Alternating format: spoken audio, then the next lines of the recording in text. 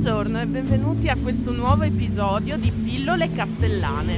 Oggi parleremo di uno strano episodio che si verificò nel lontano inverno del 1929.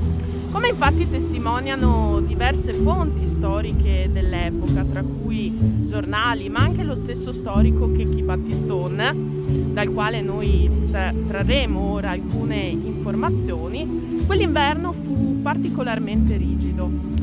Infatti, come testimonia il nostro concittadino secondo D'Andrea, la temperatura raggiunse addirittura i 21 gradi sotto zero.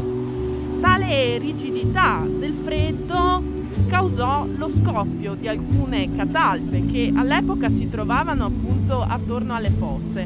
Oggigiorno sono ancora presenti questi alberi molto imponenti, ma all'epoca appunto a causa della rigidità eccessiva, potremmo dire, del freddo, tali alberi iniziarono a scoppiare e fu così necessario un intervento di cementificazione appunto delle piante che altrimenti sarebbero praticamente esplose. Chiaramente quelle che vediamo noi oggi non sono le catalpe dell'epoca, ma sono state ovviamente sostituite da delle piante più giovani, ma appunto sono veramente molte le fonti che ci parlano di questa piccola di questo piccolo episodio appunto di storia castellana.